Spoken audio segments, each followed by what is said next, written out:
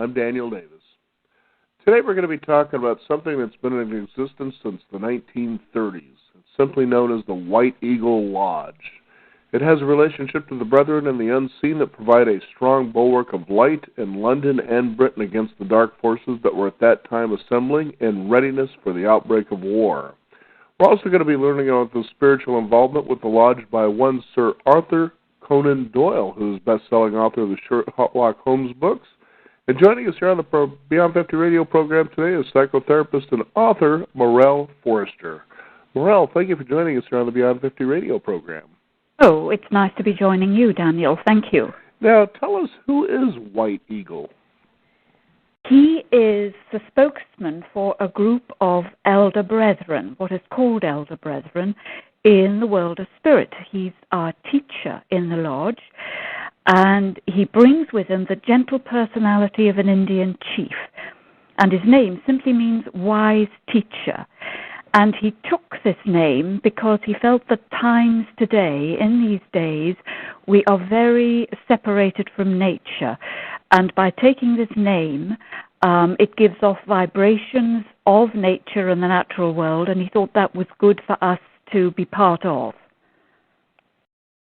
Now, tell us, just out of curiosity, because it certainly sounds this way, but is this a Native American philosophy? No, it's not actually. The Native American philosophy, like all authentic religions, is based on something called the ancient wisdom, which is the fount of all proper religions. And this philosophy, the White Eagle philosophy, takes its teaching from there, and it deals a lot with the teachings of Jesus. Indeed, it takes its teachings really direct from the Gospel of St. John, not Revelation, but the Gospel of St. John. And it interprets this Gospel in a way that we really couldn't pick up from an ordinary reading of the Bible.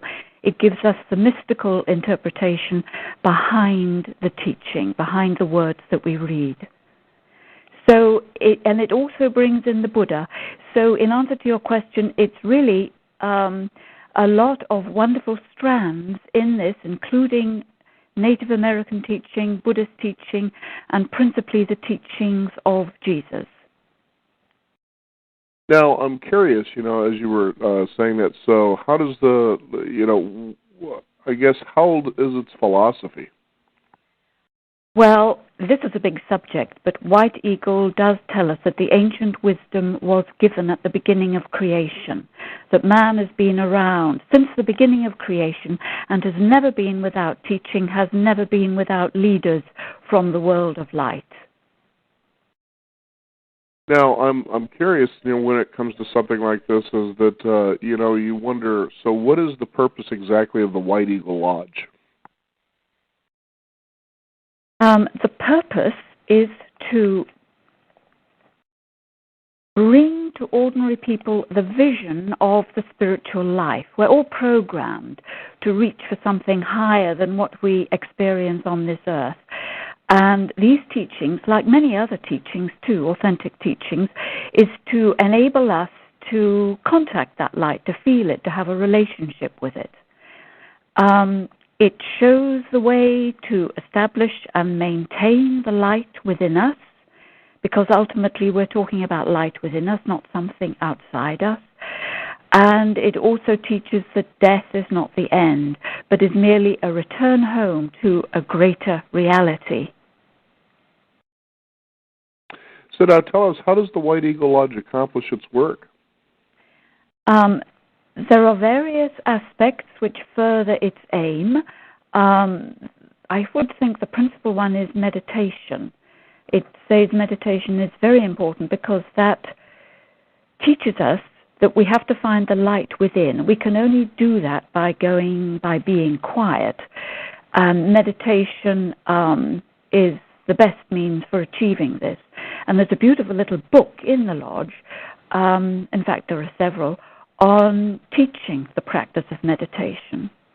It also achieves its aim through service, which is accomplished through healing. And this takes place either with hands-on healing or absent healing.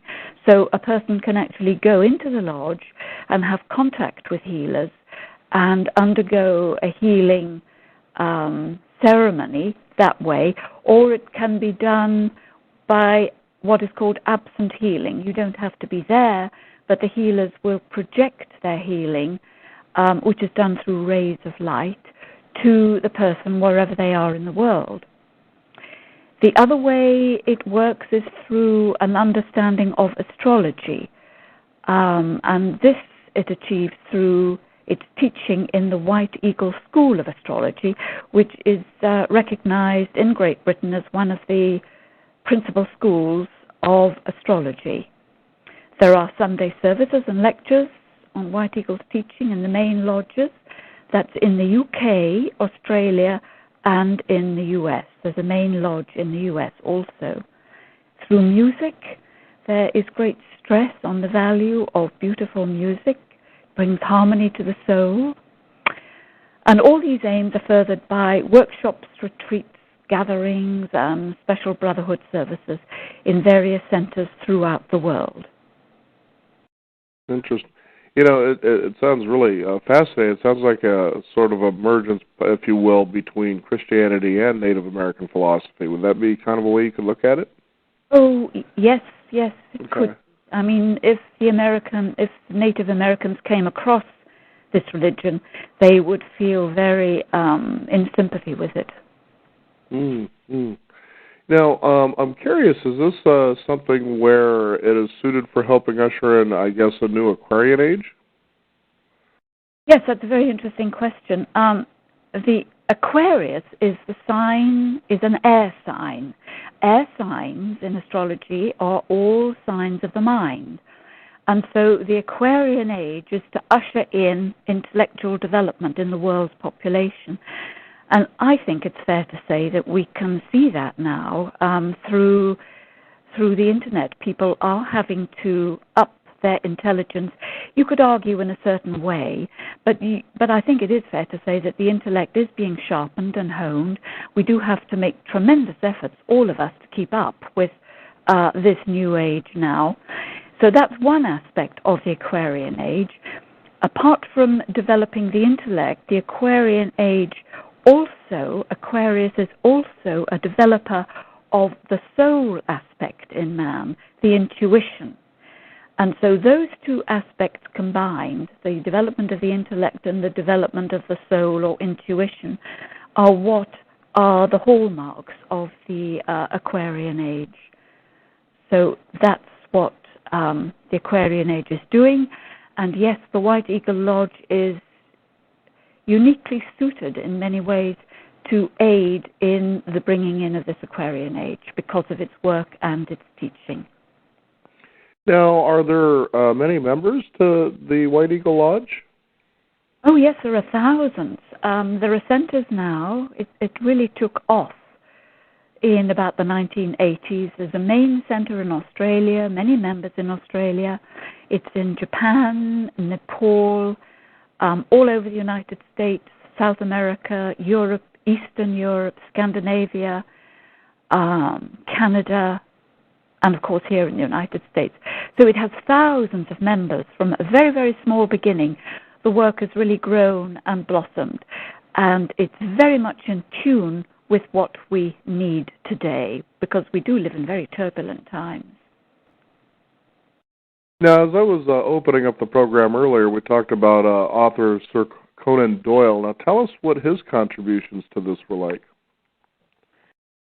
Well, Conan Doyle was a very interesting person, and he was very, very psychic, and he became, as well as writing all those books, he became the leader of the spiritualist movement in Britain in the early part of the century. The spiritualist activity basically puts a person in touch with their relatives who have moved out of the body. So that's very comforting for the people left on Earth. Grace Cook was a spiritualist to begin with, before White Eagle, when she was about 20, said they had more important work to do, and she was to use her talents for founding a church. Now, Conan Doyle heard about Grace Cook, not through the spiritualist movement, I don't think, or maybe, I'm not sure. And he very much wanted to meet her and to learn what this new movement was that she was establishing. So he invited her over to his house with his wife, Lady Conan Doyle, for tea one day. But before that happened, he became very ill, and he passed on. In the state of the beyond, he was still interested in what she was doing, and in fact, he wanted to help her. So she came for tea, and in that tea time,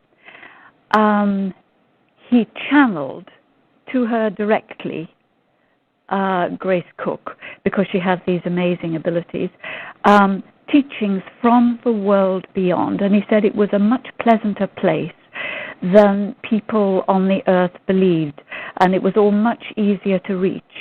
And he gave her these teachings, which have now been incorporated into the formal teachings of the Lodge. And so he was a great help in establishing the founding of the Lodge. Now, I've got another little story about Conan Doyle before he died. This is when he was younger and well, and his wife was entertaining a friend of hers to tea, and this friend brought a little girl, and the girl got bored with the ladies' talk in the drawing room, so she let herself out of the door and wandered around the ground floor of this rather big house, and she came to Conan Doyle's study, his office, and opened the door and went in. And Conan Doyle turned round in his chair and looked at her and asked her what her name was and where she lived, and then he said to her, "Would you like to see some fairies and little people?" And the little girl, of course, wide-eyed, said, "Yes, I would." So he took her into his garden, and after a few minutes, the little girl saw fairies and elves dancing all over the garden, in amongst the flowers and on the lawn. So that gives you some idea of the abilities of Conan Doyle. And we know this story because that little girl, when she grew up, became a writer, and she recorded that incident in one of her books. I don't know the name of her, but it's made its way into the annals of the history of the Lodge. It's a very beautiful story. And in the writing, I may say, of the detective stories, Sherlock Holmes, he meant to give his character, Sherlock Holmes, that psychic ability. That was what helped Sherlock Holmes, discover who the murderer was in those cases.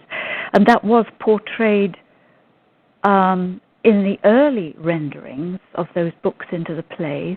I think it was Jeremy Brett who played in one of the early series. But in the later ones, that doesn't come over at all. They've completely lost that, because that's the nature of modern television, I think. They don't pay heed to this rather wonderful magical aspect of many, many things, not just the Conan Doyle mysteries. So that's a little bit of the background of Conan Doyle's involvement in the development of the White Eagle work.